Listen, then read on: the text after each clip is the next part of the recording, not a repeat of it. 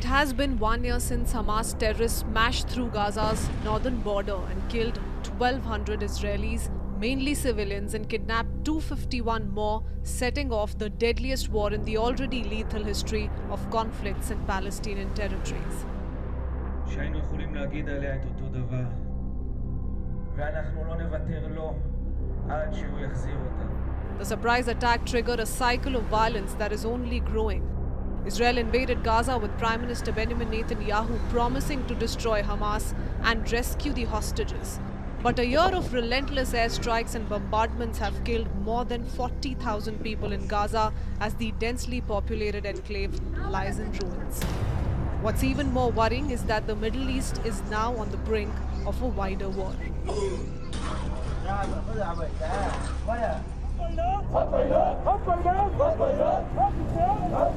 Ever since the Gaza war began, Hamas's ally Hezbollah has been trading fire with Israel along with the Lebanon border. But Israel upped the ante, first assassinating top Hezbollah commander Fuad Shukr, then targeting the group's operatives by blowing up the communication devices used by them. But the turning point was on 27 September. A massive Israeli airstrike on the southern suburbs of Beirut killed Hassan Nasrallah, the leader of Hezbollah, and many of his top lieutenants.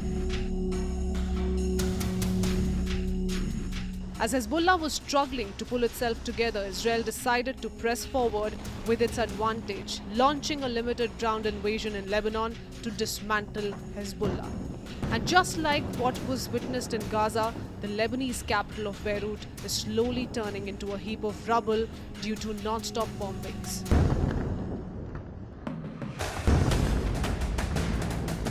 Another ally of Hamas are the Houthi rebels of Yemen. Since November 2023, the Houthis, who control large parts of Yemen, have been attacking commercial and military vessels linked to Israel to show their support for the Palestinians. Retaliatory strikes by Israel, US and UK have not deterred the Houthis. They say their attacks will continue until there is a ceasefire in Gaza. In recent months, the Houthis have stepped up pressure on Israel.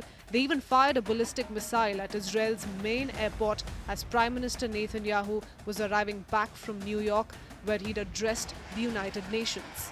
A widening conflict could boost the Houthi militarily and expand their already outsized role across the region. Hamas, Hezbollah, Houthis are all part of Iran's axis of resistance. Hezbollah especially was seen as the crown jewel among Iran's proxies. So after Nasrallah was killed, Iran responded by firing 180 ballistic missiles at Israel, aiming for a few air bases and the headquarters of Mossad, Israel's foreign intelligence agency. It sent thousands of Israelis running for cover into bomb shelters. Iran's supreme leader Ayatollah Ali Khamenei described the missile barrage as minimum punishment for Israel's crimes. جهادهم من أجل المسجد الأقصى وإنزالهم الضربة للكيان الغاصب والظالم قد خطوا خطوة في سبيل خدمة مصيرية للمنطقة بأكملها. If Iran had done nothing, it would have risked losing credibility among its proxies and let Israelis think they could attack the other members of the Axis or Iran itself with impunity. הערב איראן שוב תקפה את ישראל במאות טילים. המתקפה הזאת נכשלה. היא סוכלה בזכות מערך ההגנה האווירי של ישראל, שהוא המתקדם ביותר בעולם, ואני מברך את צה"ל על ההישג המרשים. היא גם סוכלה בזכות הערנות והאחריות שגיליתם אתם, אזרחי ישראל. ואני מודה גם לארצות הברית על תמיכתה במאמץ ההגנה שלנו.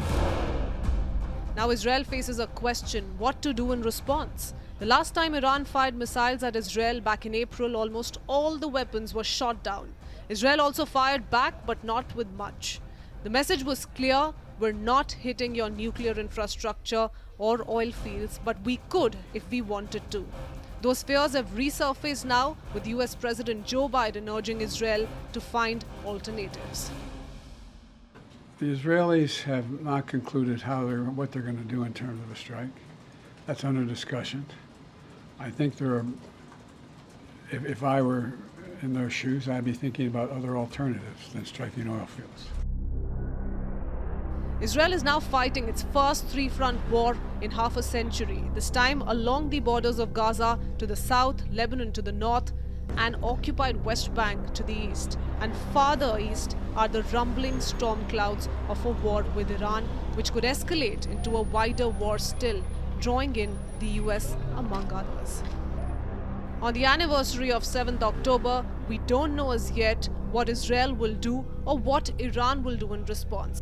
We don't know whether diplomats scrambling behind the scenes are using this fraught moment as an opportunity to push for a ceasefire throughout the region, or whether the military commanders on all sides are exploiting it as an opportunity to push for their ultimate ambitions of victory. Against this backdrop of continuing hostilities on multiple fronts, the world waits in suspense to see which groups are the first to have their wishes come true.